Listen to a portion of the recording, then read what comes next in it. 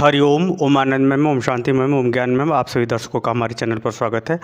आज हम लोग बीएड फोर्थ सेमेस्टर के अंतर्गत पर्यावरण प्रदूषण को नियंत्रित करने संबंधी उपायों पर हम लोग चर्चा करेंगे। अगर हम पर्यावरण प्रदूषण की बात करें या पर्यावरण संतुलन को बनाए रखने के लिए किन गतिविधियों को अगर हम नियंत्रित करें कि हमारा पर्यावरण बचा रहे और हम इसका उपयोग करके या पर्यावरण में अपने जीवन को स्वस्थ और सुखी बना सकें, साथ ही भविष्य के लिए हमें कोई पर्यावरणीय समस्या उत्पन्न न हो, इसके लिए आवश्यक है कि इन महत्वपूर्ण बिंदुओं पर ध्यान दें जो व्यवहारिक है, सामाजिक है, वास्तविक है। इस पर अगर हम ध्यान दे दें तो हम पर्यावरण को प्रदूषण से बचा सकते हैं या प्रदूषण को काफ़ी कम कर सकते हैं। तो आइए, पर्यावरण प्रदूषण किसे कहते हैं। पर्यावरण प्रदूषण की अगर हम बात करें तो पर्यावरण में जो विभिन्न तत्व हैं, जो प्राकृतिक तत्व हैं या प्राकृतिक बनावट है, उसमें संतुलन को अगर किसी प्रकार से डिस्टर्ब किया जाता है या संतुलन को किसी प्रकार से गड़बड़ किया जाता है या ख़राब किया जाता है तो उसे पर्यावरण प्रदूषण कहते हैं। तो चाहे गैसों का संतुलन हो, चाहे मानव व्यवहार और प्रकृति के बीच का संतुलन हो, या फिर ये कहिए कि मानव के क्रियाकलापों का पर्यावरण के विभिन्न अंगों पर, जैसे वायु पर, जल पर, मृदा पर, या जो गलत प्रभाव पड़ते हैं उस पर्यावरण प्रदूषण के अंतर्गत सामान्य रूप से समझा जाता है। इसका अर्थ पिछले वीडियो में बताया जा चुका है, जो आप प्ले लिस्ट में जाइए, वहाँ आराम से पढ़ के आइए। तो इसको हम लोग चलते हैं डिटेल में, हम लोग देखते हैं कि पर्यावरण प्रदूषण को किस प्रकार से नियंत्रित किया जा सकता है या किस हिसाब से इसको हम नियंत्रित करके अपने जीवन को सुखी और पर्यावरण के संग अनुकूल समायोजन बनाते हुए अपने जीवन को जी सकते हैं। पहला उपाय है जल। जल को अगर प्रदूषण से बचाना है तो पहला बात तो यह है कि आप जल का सदुपयोग करें। ये आप जान लीजिए कि मनुष्य आपका हिसाब ले या ना ले, प्रकृति जरूर हिसाब लेती है। जल का दुरुपयोग करेंगे तो जल संबंधी बीमारी होना तय है। यानी जल का पहला उपाय है कि पर्यावरण प्रदूषण को बचाना है तो जल का आप सदुपयोग करें। जल में कूड़ा करकट न डालें, तालाब में कूड़ा करकट न डालें, नदियों में कूड़ा करकट या मृत जानवरों को न डालें, यानी कूड़ा करकट को जल में नहीं डालना। अगला है गंदा जल। जो गंदा जल है उसे बहने नहीं देना है। गंदा जल को अगर आप बहा देंगे तो वह जो है जहाँ तक जाएगा वहाँ तक जल प्रदूषण को बढ़ावा देगा, जो जल प्रदूषण से फिर पर्यावरण प्रदूषण, क्योंकि पर्यावरण प्रदूषण के अंतर्गत जल, मिट्टी, वायु और अन्य सभी गतिविधियाँ शामिल होती हैं। तो गंदा जल को न बहाएं, बल्कि गंदा जल को एक जगह एकत्रित कर दिया जाए तो वह धीरे धीरे वाष्पित हो जाएगा और वह एक ही जगह गंदगी रहेगी। जो गंदा जल को न है। अगला है तेल। जो कंपनियों से तेल निकलते हैं या वाहनों के साफ़ सफाई से जो गंदे तेल निकलते हैं उसे तालाब में या नदी में न बहाया जाए या नालों में न बहाया जाए, क्योंकि तेल से बहुत भयानक जल प्रदूषण को बढ़ावा मिलता है। तो ये सब नदी नालों में न बढ़ाया जाए, बल्कि उसको जला दिया जाए तो ज़्यादा अच्छा। आगे है संरक्षण। जल का जो बरसात में जो जल आते हैं, बरसात का जो जल होता है उसे संरक्षित किया जाए। बरसात के जल को अगर अनावश्यक रूप से बहने दिया जाए या फिर ये कह दिया जाए कि अगर बरसात के जल को हम नहीं रखेंगे, नहीं सुरक्षित रख पाते हैं या तालाबों में या अन्य जगहों जहाँ पर जल की समस्या है, अगर हम उसे संरक्षित कर लेते हैं तो हमारा जो है जल स्तर भी सुधरता है और जल प्रदूषण को भी बढ़ाया जा सकता, जल प्रदूषण से भी बचाया जा सकता है। क्योंकि अगर वे जल अगर बहते हुए अनावश्यक रूप से चले जाते हैं तो जहाँ पर वनस्पतियों के घास फूस होते हैं तो वो सड़ते हैं, सड़ने के कारण से जल प्रदूषण को बढ़ावा दिया जाता है। यदि उसे हम बहते हुए जल को रोक करके अगर संरक्षित कर दें तालाब में या अन्य माध्यमों में, तो वह जल हमारे मानव जीवन के उपयोग में भी आ जाता है और जल प्रदूषण को बढ़ावा भी नहीं मिलता। आगे है जीव जंतु। जलीय जंतुओं को बढ़ावा, जैसे मछली है, कछुआ है इत्यादि जीव जंतुओं को अगर बढ़ावा दिया जाए तो जल प्रदूषण नियंत्रित होगा। जल प्रदूषण नियंत्रित होगा तो पर्यावरण भी प्रदूषण कम होगा। आगे है पुनः शुद्धिकरण। बहुत से शहरों में या कंपनियों में जल को जो है बहुत ज़्यादा ज़रूरत पड़ती है, तो ऐसे समय में जल का जो है शुद्धिकरण करके उसके रिसाइकलिंग करके उसको दोबारा प्रयोग करना चाहिए, ताकि अन्य जल या दूसरे जल को प्रदूषण से बचाया जा सके। अगला है अत्यधिक रसायन। जैसे जल में जैसे खेती में अगर देखें तो अगर हम अत्यधिक रसायन का प्रयोग करते हैं तो वर्षा के माध्यम से या सिंचाई के माध्यम से वे रसायन ज़मीन के अंदर जाते हैं, जिससे जल प्रदूषण को भी बढ़ावा मिलता है। तो जल से संबंधित जो कृषि है या जल से संबंधित अन्य गतिविधियां हैं उसमें रसायन को प्रयोग न किया जाए। जैसे कीटनाशक दवाइयाँ हम लोग जल में तो डालते हैं, लेकिन उससे हमारे बहुत सारे उपयोगी बैक्टीरियों का भी उसमें जो है अंत हो जाता है, जिसके कारण से वह जल का नेचर ही बदल जाता है। अगर ज़्यादा दिन तक वो संरक्षित रहा तो वह और ज़्यादा प्रदूषण भयानक रूप पकड़ लेता है। तो रसायनों का प्रयोग हम जल में न करें किसी कार्य के माध्यम से, तो जल प्रदूषण कम होगा। जल प्रदूषण कम होगा तो पर्यावरण प्रदूषण कम होगा। अगला अपशिष्ट का विसर्जन, जो हमारे मल मूत्र हैं या फिर अन्य चीज़ें हैं जिसका हम लोग त्याग करते हैं, वे नदियों में या बहते हुए जल में न जाए या इन नालों को नदियों में न मिलाया जाए। नालों को बल्कि एक तरफ निकाल करके वहाँ शुद्धिकरण करके फिर उसका खाद बना करके उपयोग कर दिया जाए। तो यानी अपशिष्ट पदार्थों का विसर्जन नदियों में या तालाबों में या बहते हुए जल में न किया जाए। तो इससे क्या होगा, जल प्रदूषण नियंत्रित होगा। जल प्रदूषण नियंत्रण के माध्यम से पर्यावरण प्रदूषण को भी नियंत्रित किया जा सकता है। अगला चलते हैं वायु। अगर हम वायु की बात करें, अगर वायु प्रदूषण की बात करें तो सबसे ज़्यादा इसमें पेट्रोल और डीजल वाले वाहनों से वायु होते हैं। तो हम इलेक्ट्रिक संबंधी वाहन का प्रयोग करें और CNG गैस संबंधी वाहनों का अगर हम प्रयोग करें तो वायु प्रदूषण को कम किया जा सकता है। अगर हम बात करें अन्य वाहनों का, तो सरकार को चाहिए कि जितने भी हमारे वाहन हैं उनका जांच केंद्र ज़्यादा से ज़्यादा स्थापित करें, ताकि वाहन अच्छे लोग रखेंगे तो वाहनों के माध्यम से हमारे जो है प्रदूषण को कम किया जा सकता है। दूसरी तरफ अगर हम वायु प्रदूषण की बात करें तो हार्न है, जो लोग ज़ोर से हार्न बजाते हैं उसकी वजह से भी वायु प्रदूषण होता है। इसमें साथ साथ जैसे ये जो इलेक्ट्रॉनिक है, जैसे मोबाइल है, TV है, इस सब के माध्यम से फ्रिज है, इन सब के माध्यमों से भी क्या होता है, जो है वायु प्रदूषण को बढ़ावा मिलता है। जो एयरपोर्ट होते हैं इसमें बड़ी भयानक आवाज़ होती है, इसको भी शहरों से दूर रखा जाए, इससे भी वायु प्रदूषण को बढ़ावा मिलता है, क्योंकि वायु के अंतर्गत ध्वनि होती है। ध्वनि से जो है अन्य सारे जो है समस्याएं उत्पन्न होती हैं।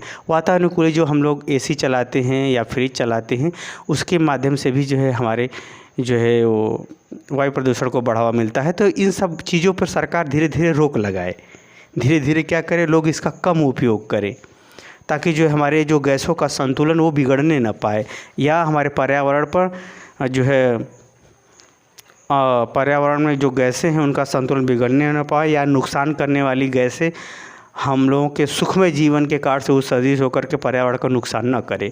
इन सब बातों का इसमें ध्यान रखना है। सामान्यतः ये टॉपिक जो है आप लोग पढ़ते आए हैं, इसमें थोड़ा सा मैं एक व्यवस्थित रूप से बताने का प्रयास कर रहा हूँ, ध्यान खींचने का प्रयास कर रहा हूँ। आगे है वैवाहिक कार्यक्रमों, जो DJ बजते हैं उस पर रोक लगाना चाहिए, या बहुत तेज़ आवाज़ देने वाली वाद्य यंत्रों पर प्रतिबंध लगा देना चाहिए। और उसी तरह से लाउड स्पीकर लगा करके देर रात चिल्लाते रहो, ऐसी बातों को भी रोक लगा देना चाहिए, ताकि वायु प्रदूषण न हो सके।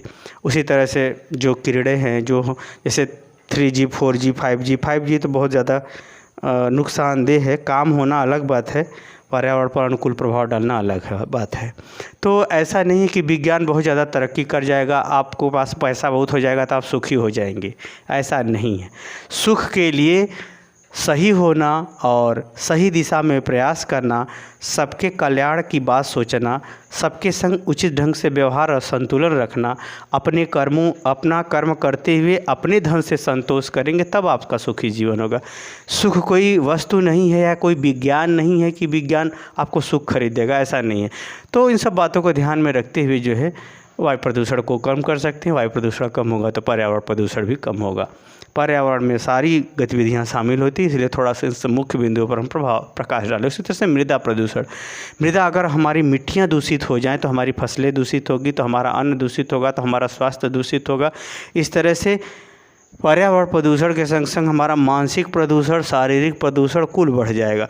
तो चलते हैं, अगर मृदा प्रदूषण को बचाना है तो हम रासायनिक खादों की जगह जैविक खादें, यानी जो गोबर की खादें हैं, पत्तों से खरपतवार से जो खादें बनती है उसका हम प्रयोग करें। उस तरह से जो खरपतवार फसलों में निकलते हैं उसको जलाएं ना, बल्कि उसको एकत्रित करके या अपने मिट्टी में गाड़ दे तो एक प्रकार से खाद बन जाती है। जला देने से मिट्टी में ऊसरपना बढ़ जाता है, क्योंकि जब धरती हीट हो जाती है, जैसे होता है मिट्टी का जो बर्तन होता है, उस बर्तन को फिर पीस करके उसमें कुछ बोएंगे तो कुछ नहीं होगा। और जबकि जैसे जो पका हुआ बर्तन है उसको पीस करके अगर कुछ बोएंगे तब भी नहीं होगा। तो जो जलाने से खरपतवार को ज़मीन में खेत में ही जला देने से जहाँ तक वो हीट होता है वहाँ तक की मिट्टी को ऊसर बना देता है। तो इन सबको नहीं, खरपतवार को जलाना नहीं चाहिए, बल्कि मिट्टी में गाड़ देना चाहिए ताकि मृदा प्रदूषण को बढ़ावा न मिले। मिट्टी के अनुसार, हर मिट्टी का अपना नेचर होता है, उस मिट्टी के अनुसार अगर आप खेती करेंगे तो मृदा प्रदूषण कम। मिट्टी के स्वभाव के विपरीत कोई अन्य फसल उगाएंगे तो निश्चित रूप से रासायनिक या अन्य चीज़ों का या अन्य दवाइयों का आप प्रयोग करेंगे तो जिससे मृदा प्रदूषण को बढ़ावा मिलेगा। तो मिट्टी के अनुसार खेती करने पर कम ही लागत में अच्छी खेती हो जाती है और प्रभावशाली होती है। इस प्रकार से जो है मृदा प्रदूषण को कम किया जा सकता है, पर्यावरण को बचाया जा सकता है। अगला, शुद्ध जल से सिंचाई। ऐसा नहीं कि शहर के गंदे नालों से आप सिंचाई कर देंगे, गंदे नालों वाले पानी से, तो फसल बहुत अच्छी होगी। फसल अच्छी नहीं होगी, बल्कि और बहुत सारी बीमारियाँ फसलों में लग जाती हैं। शुद्ध जल, शुद्ध वायु और शुद्ध स्थान सबको प्रिय होते हैं। तो कहने का मतलब ये है कि शुद्ध जल से सिंचाई करें तो हमारा मृदा प्रदूषण को बचाया जा सकता है। अगला है उपयुक्त बीजों का प्रयोग करें। उपयुक्त बीजों का यहाँ तात्पर्य यह है कि हर मिट्टी का अपना अपना नेचर होता है, उस नेचर के अनुसार अगर आप फसल का प्रयोग करेंगे तो जो है पौधे भी अच्छे होंगे और प्राकृतिक स्वभाव भी अच्छा होगा उसका, और फसल का उपज भी अच्छा होगा। तो उपयुक्त बीजों का चुनाव करके मिट्टियों के अनुसार यदि आप खेती करेंगे तो मृदा प्रदूषण कम होगा। अगर मिट्टी के विपरीत नेचर का अगर आप बीजों का प्रयोग करेंगे तो निश्चित रूप से अन्य चीज़ों, रासायनिक चीज़ों या दवाइयों का प्रयोग करना पड़ेगा, तो मृदा प्रदूषण को बढ़ावा मिलेगा। तो मिट्टी के अनुसार अगर उपयुक्त बीजों का प्रयोग करके खेती करते हैं तो मृदा प्रदूषण को रोका जा सकता है। आगे अगर इस तरह से मृदा प्रदूषण को रोका जा सकता है, मृदा प्रदूषण को कम किया जा सकता है या रोका जा सकता है, जिससे पर्यावरण प्रदूषण को नियंत्रित किया जा सकता है। अगला है ग्रामीण क्षेत्रों में नगरीय व्यवस्था। इस समय जो है प्रदूषण में अगर जितना ही नगरीकरण बढ़ता जाएगा उतना ही उस नगर से प्रदूषण की समस्या या कूड़े करकट फेंकने की समस्या, बहुत सारी समस्याएं उत्पन्न हो रही हैं शहरों में। तो अगर हम शहरी व्यवस्था ग्रामीण क्षेत्रों में दे दें तो जो है हम पर्यावरण प्रदूषण के बड़े संकट से शहरी क्षेत्रों में जो है उससे हम बचा जा सकता है।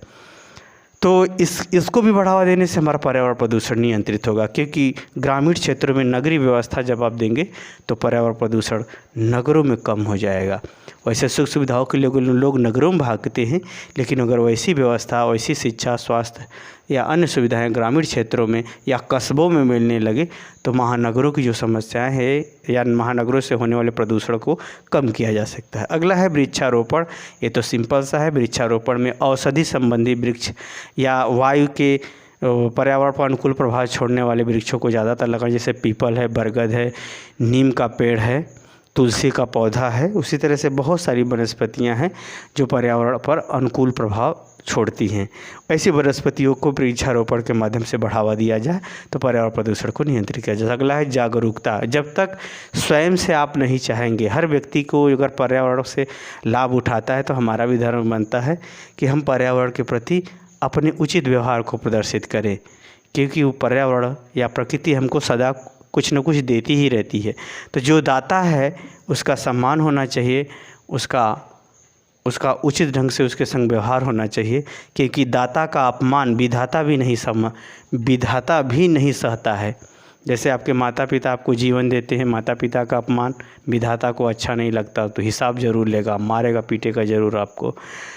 या उसी तरह से गुरु का अपमान गुरु भी सदैव देता है, नदियाँ भी सदैव देती हैं, जल भी सदैव आपको देता है, प्रकृति भी आपको सदैव देती है। जो दाता है उसका उचित सम्मान, उसका उचित उपयोग, उसके साथ उचित व्यवहार होना चाहिए।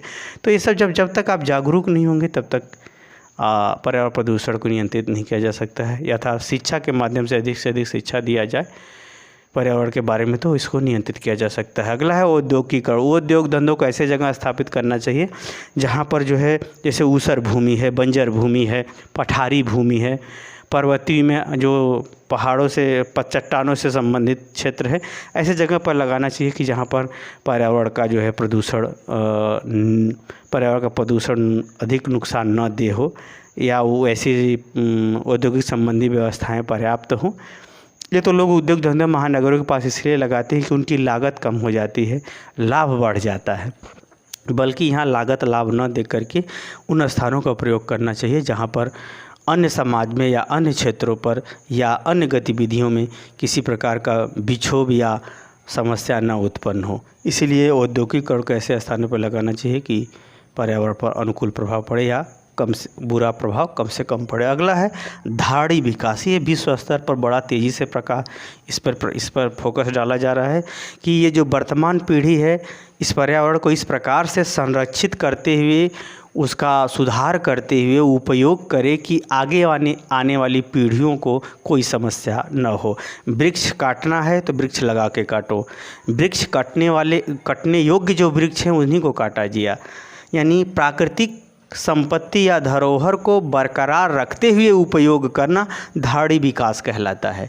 प्राकृतिक संपत्ति को संरक्षण प्रदान करते हुए उसका विकास करते हुए उपयोग करना धाड़ी विकास कहलाता है।